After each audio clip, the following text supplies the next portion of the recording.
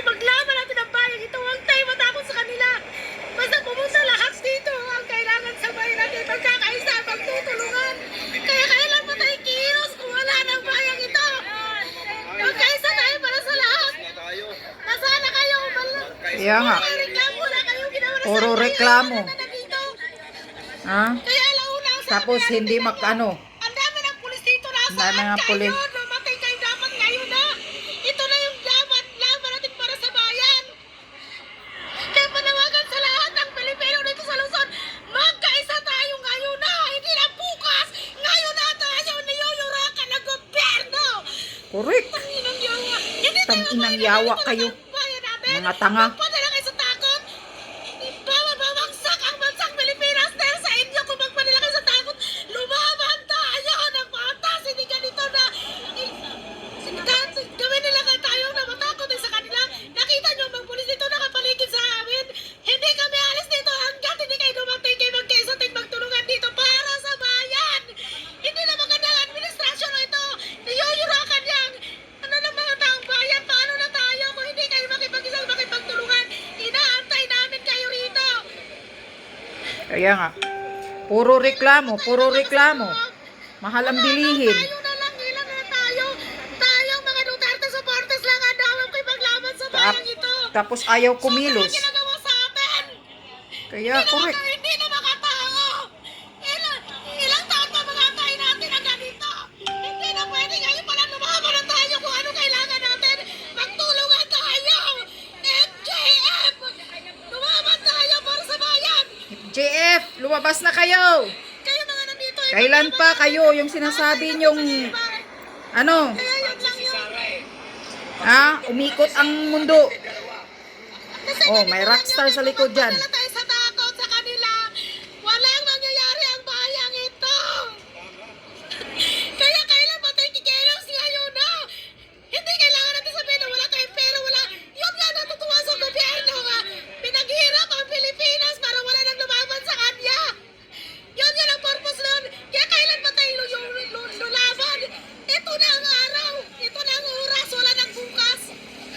Hindi kasi marami kasi hindi alam ang ano eh. Huwag nyo yung katwiran sa akin na walang-wala kayo kasi pareho tayo walang-wala. Kaya ito na ipaglaban na natin ang gobyerno.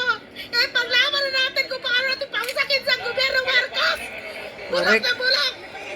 Bulok na bulok. FGM tayo. Ang bangag. Bayan makipaglaban tayo. Adictos Marcos. Magtulungan para sa bayang ito.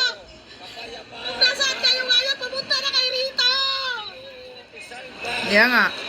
Naiiyak na si ate dahil sa hinagpis at sa gigil niya sa gobyernong itong pangyuyurak Nasaan tayo natin, nagkagbabayag kami kasi lang una ng ano. at sa pang-aabuso sa ating mga karapatan, lalo na yan, kriminalidad, druga. Ha? Kahit nga ako hindi ako makapagsabi na hindi ako manggigigil. Dahil dinadamdam ko yung kahirapan na panggagago ng gobyerno sa atin. Mga Pilipino. Kawawa yung bayan natin, kawawa ang next. Ano natin ang masasabi? Mga next generation, ano na lang ang kinabukasan. Ginoo, isalba ang next generation sa Philippines. Correct. Yan lang ano ko kasi naranasan ko na ang kaguluhan. Mula pa ng 1972, Marcelo, when I was 1972, Basilan, Hulo-Sulong, Maguindanao, Suiscom, Southog. Inano ko, naikot ko itong kaguluhan na ito. Ako nananahimik lang ako ha. Ako si Antonio Bustillo alias Verdugo ako sa loob. Attorney Bustillo, attorney pala to alias Verdugo. Oh, kinulong.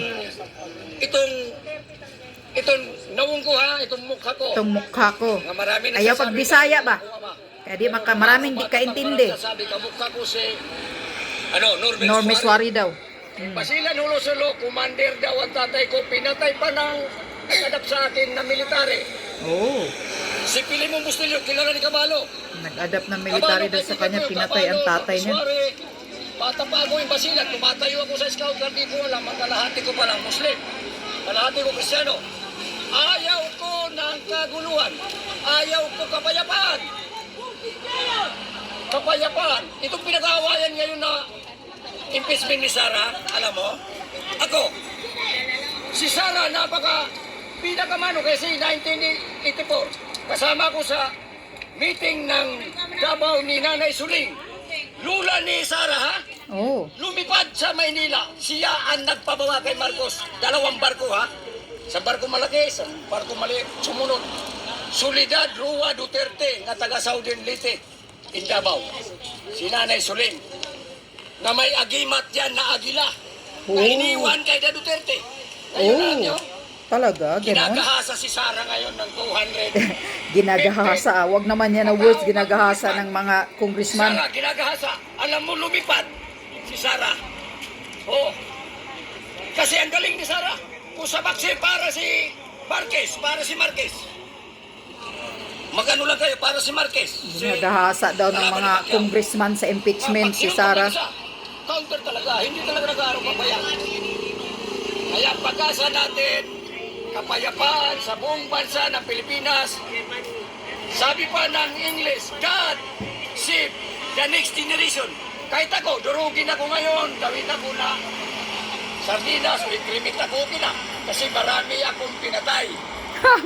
Umamin, no? Maraming pinatay. Pasilan, Hulo-Sulo, Maguindanao. Naranasan ko hanggang Davao. Paguluan Davao, ako ang number 1 na nakakagulo. Inalis ako sa Davao ni Duterte. Ha? Pero ngayon, naging anong buhay ko? Binata pa ako nung araw. Anong buhay ko ngayon? Ako si Commander Lagatik Busyo. Presidente ako. Grade 2 lang ako, ha? Bakit naiintindihan ko yung kalagayan ngayon ni Sara? Kung grade 2 ka lang, buong Pilipinas, maiintindihan mo.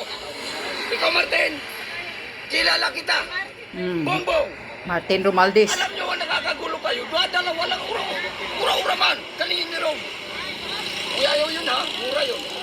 Ura-ura man. Ni Sara. Nag-uusahan lang iyo pagbuburublikan. Hiuno ito niyo kinawat. Makawat talaga mo. Ay, naka pa pinal-impeach. Ihinto itong impeach. Alam mo, saan ang pag-asa natin impeachment? Ang Ginoo, dili pababayaan ang katastasan ng hukuman kahira ang malawak ang pag-isip. Stop impeachment. Masasabi ng Korte Suprema. Kasi ang Panginoon, iyon ang masusunod ngayon.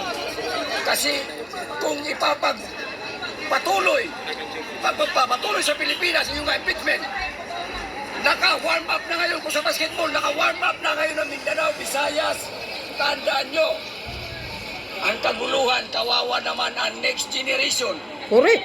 Mga bata, di bali ako. Kaunahan ako bitayin na, kaduki na sa akin dito sa Pilipinas. Gusto ko, sabi ni Vic Rodriguez, bitayin. Sabi, I believe, nananawagan lang ako sa buong Pilipinas, lahat na senior. Kasi ako senior, nasunod ang anak ko, nasunod yung apo ko. Lahat na senior ng buong Pilipinas, iboto natin ang PDP laban para reserva natin pagdating ng impeachment kung naabutin pa ng John. Correct. Iboto natin. PDP laban, straight. Senador. Yan. Ano? Kita nyo ang gigil ni, ni tatay. Ha? Kita nyo ang gigil ni tatay. Ay, nako.